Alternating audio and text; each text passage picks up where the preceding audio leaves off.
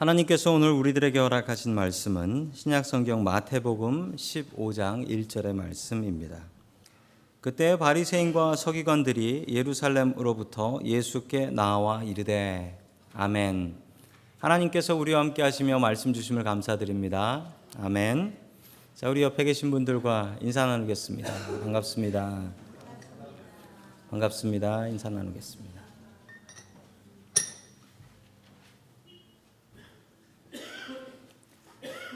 지난 시간에 이어서 이 마태복음 14장에서 놀라운 기적들이 있었습니다.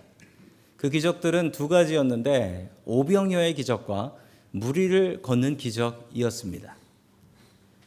대단한 기적이었고 2000년 전 작은 나라였던 이 이스라엘에서는 삽시간에 이 소문이 퍼져나갔습니다. 그리고 이 소문을 듣고 매우 불편해하던 사람들이 있었는데 바로 예루살렘의 종교 지도자들이었습니다. 그들은 예루살렘에서 조사단을 보내서 예수님의 이단성을 조사하기 시작했죠. 그들은 예수님에게서 어떤 문제들을 찾아내게 될까요? 자, 첫 번째 하나님께서 우리들에게 주시는 말씀은 믿음의 전통을 만들라라는 말씀입니다. 믿음의 전통을 만들라.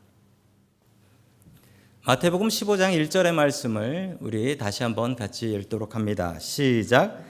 그때 예루살렘에서 바리새파 사람들과 율법학자들이 예수께 와서 말을 하였다. 아멘. 그 예루살렘에서 파견된 조사단은 크게 두 그룹이 있었는데 바리새파 사람들과 또 율법학자들이었습니다. 바리새파 사람들은 장로들의 전통을 만들어서 지키게 하는 사람들이었고 율법학자들은 구약 성경을 연구하는 신학자였고 법학자들이었습니다. 그들이 예수님께 찾아낸 문제가 하나 있었는데 바로 2절의 말씀입니다. 같이 봅니다. 시작. 당신의 제자들을 어찌하여 장로들의 전통을 어기는 것입니까? 그들은 빵을 먹을 때 손을 씻지 않습니다. 아멘. 지금 예수님께 찾아낸 시비거리 하나는 예수님의 제자들이 손을 씻지 않고 빵을 먹고 있다라는 것이었습니다. 자, 그 기준이 무엇이었냐면 성경 말씀에 장로들의 전통이라고 합니다. 장로들의 전통. 당연히 지켜야 되는 것인데 이 장로들의 전통이란 무엇일까요? 장로들의 전통은 유대인 장로들이 만들어낸 것입니다. 그들이 제일 중요하게 생각하는 법은 십계명이었죠. 십계명은 당연히 지켜야 되는 것인데 십계명은 조금 애매한 면이 있습니다. 예를 들자면 4계명인 안식일을 거룩하게 지켜라 라는 계명이 있는데 거룩하게 지키는 건 도대체 어떻게 지키는 것일까요?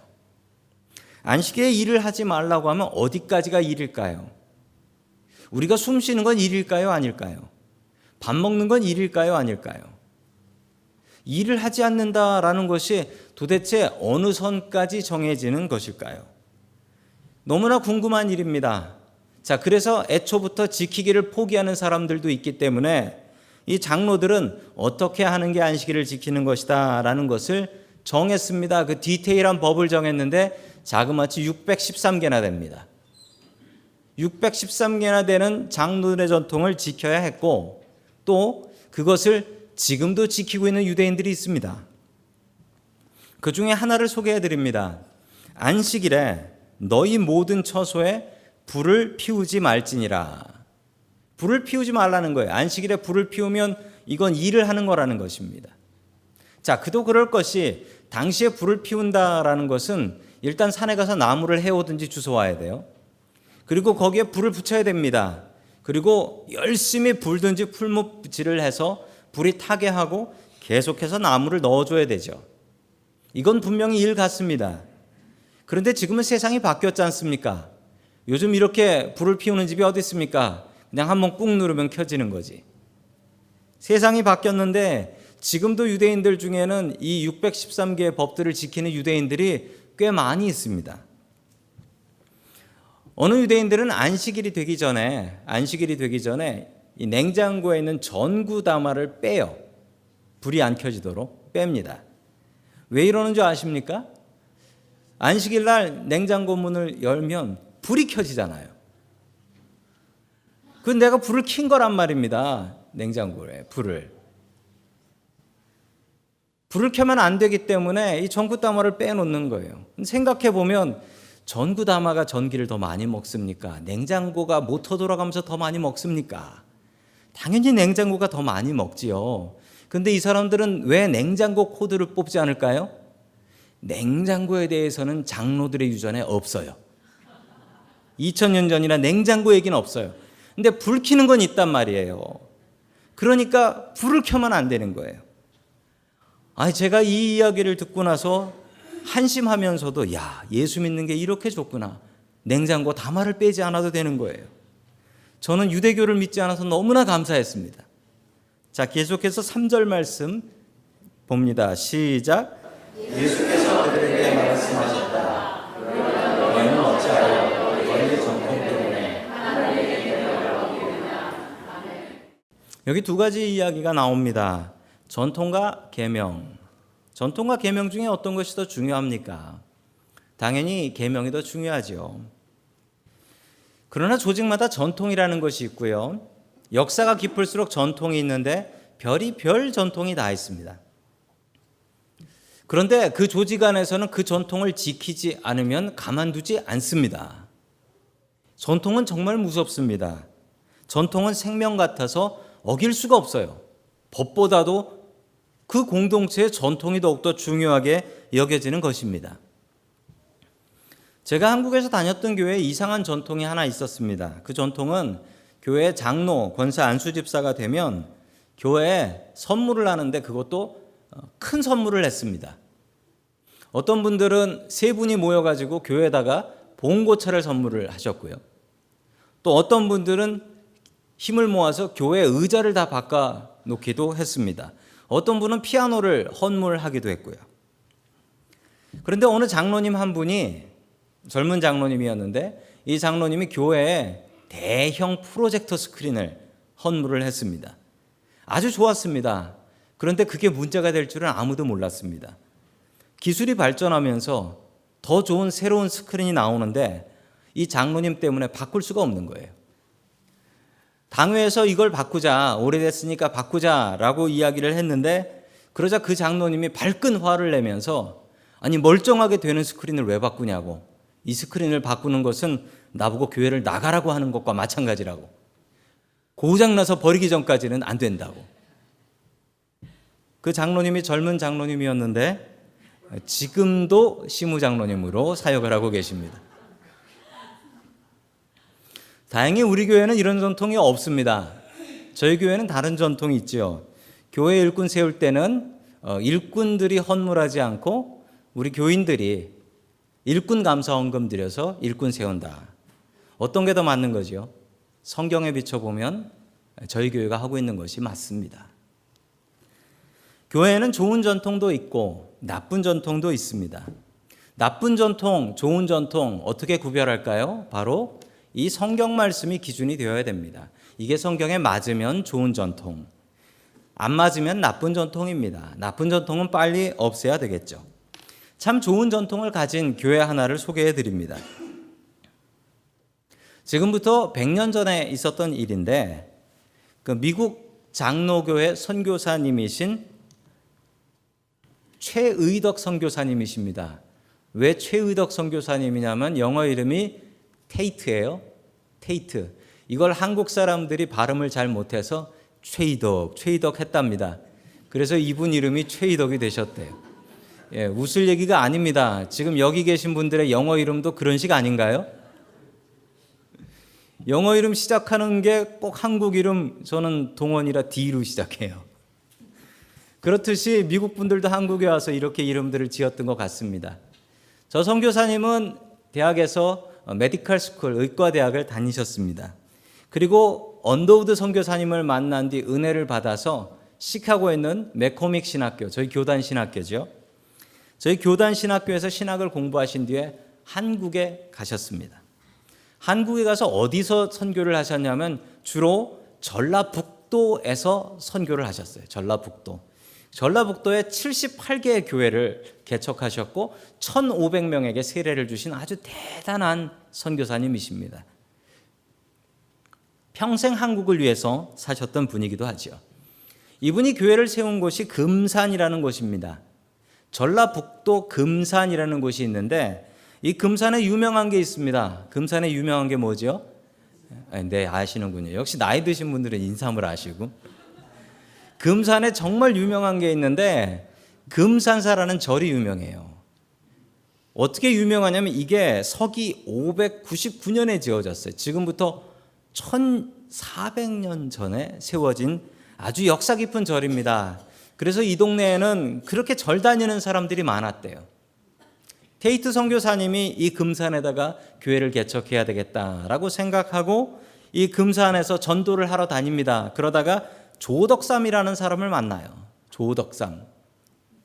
자, 이분이 양반입니다. 이분을 전도하고 이분의 집 사랑채에서 모여서 예배를 드리게 됩니다. 예배를 드리는데 교인이 조덕삼하고 한 명 더 있었어요. 누구였냐면 그 집의 머슴이었던 이자익.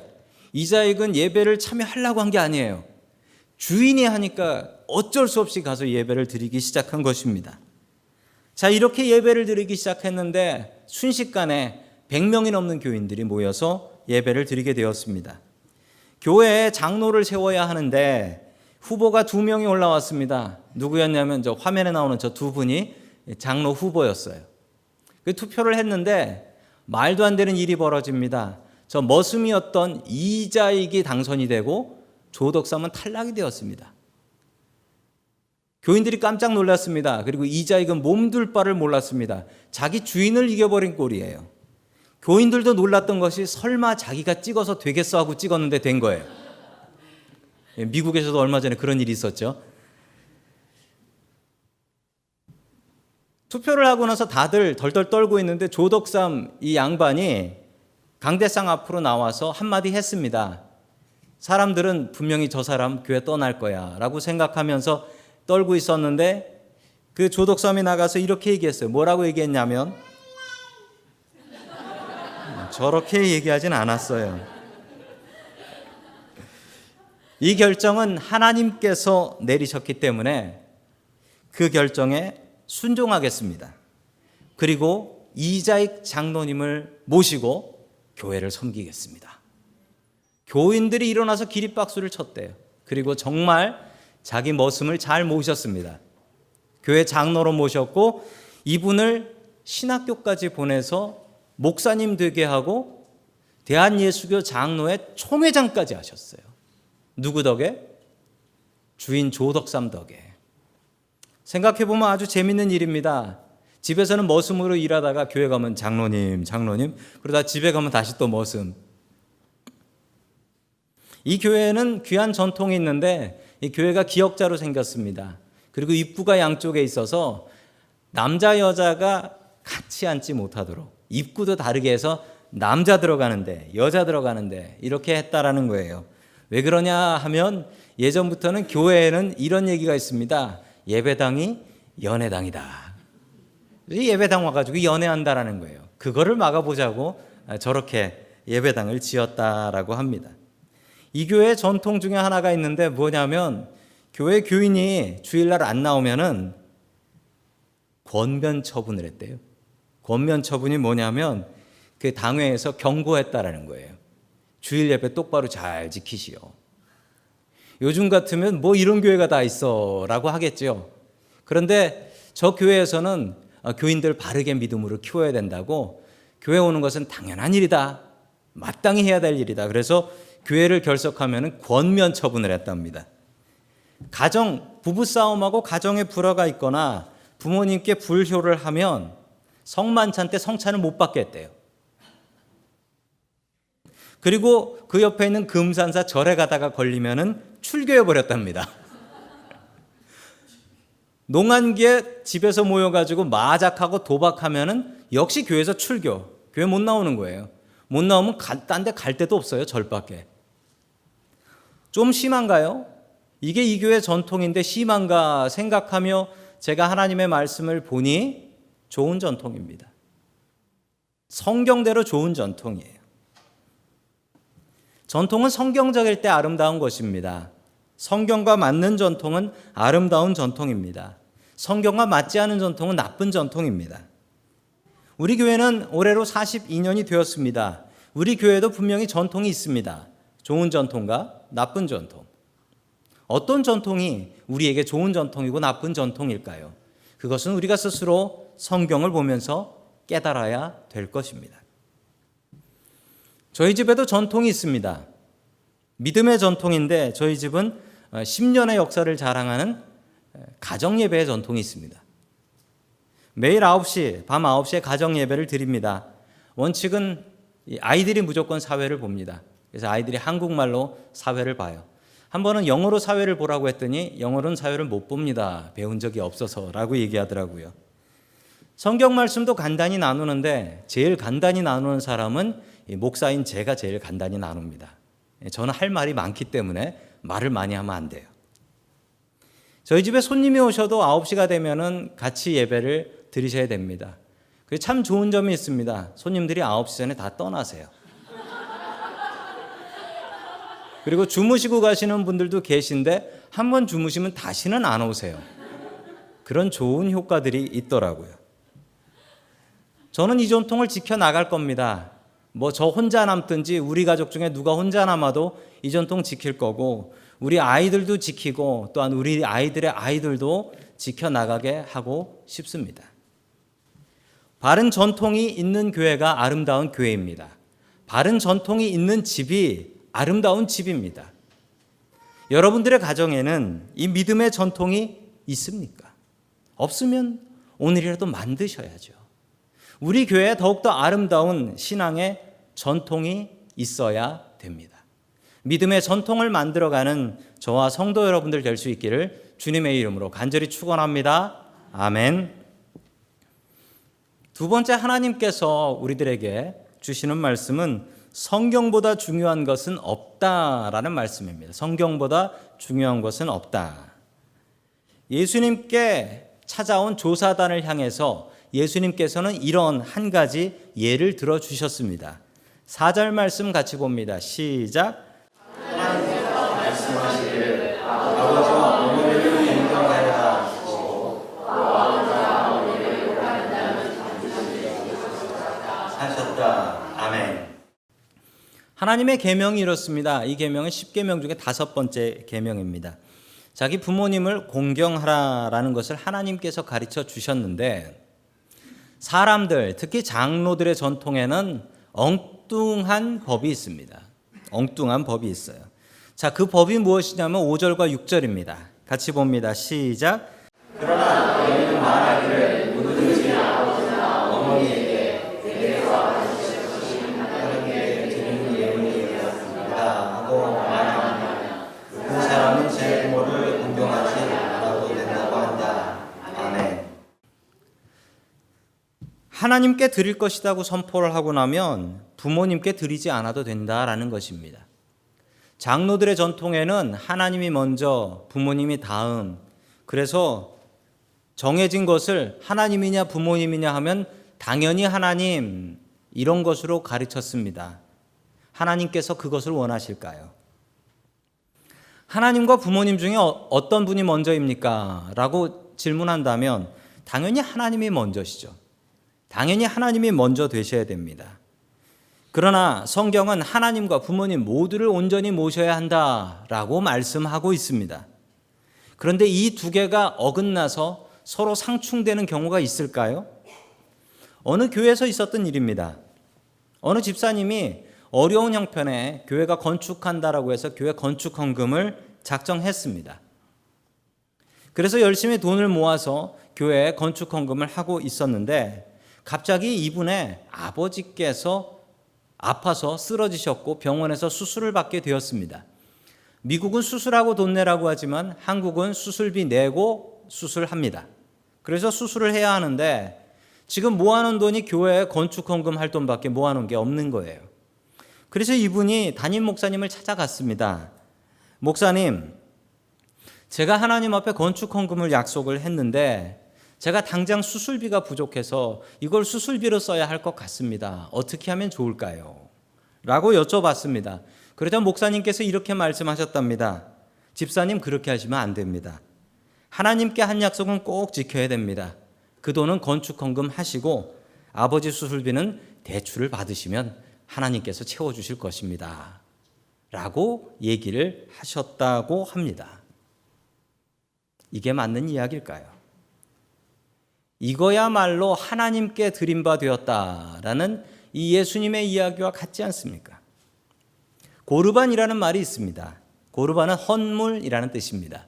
하나님께 바쳐진 제물, 이것을 고르반이라고 하는데 이렇게 선포를 해버리고 나면 아무도 손댈 수가 없어요. 아무도. 하나님 것이니까 하나님 것을 마음대로 손댈 수가 없다라는 것이죠. 물론 옳습니다. 우리가 하나님의 것을 귀하게 여겨야지 하나님의 것을 내 것같이 마구 사용하면 되겠습니까? 우리 교회에 있는 물건들은 하나님의 물건입니다. 최대한 아껴 쓰셔야 되고 집에 가져가시면 얼른 가져오셔야 합니다. 하나님과 했던 약속은 분명히 지켜야 합니다. 그러나 당시 사람들은 이것을 교묘하게 사용했는데 사람한테 안 뺏기는 방법은 하나님한테 드린다고 선포해버리면 된다라는 것입니다. 그 대표적인 이야기가 이 신약성경의 사도행전 5장 2절에 나옵니다. 우리 같이 봅니다. 시작. 그 값에 얼마를 따로 떼어놓았는데 그의 아내도 이것을 알고 있었다. 그는 떼어놓고 난 나머지를 사도들의 발 앞에 놓았다. 아멘. 초대교회의 처음 교회의 그 아나니아와 삽비라의 이야기입니다. 이들은 은혜를 받고 나서 하나님 앞에 우리의 재산의 전부를 다 바치겠습니다 라고 약속하고 선포를 했습니다. 자, 그 약속을 하고 난 뒤에 이 사람들의 마음에 시험이 들었습니다.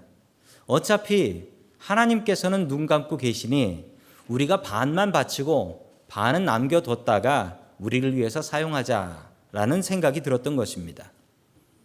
반도 많이 헌금한 것이죠. 여기 앉아 계신 여러분들 중에 자기 재산의 반을 헌금해 보신 분이 계십니까? 아마 안 계실 거예요. 저도 그렇게 못했습니다.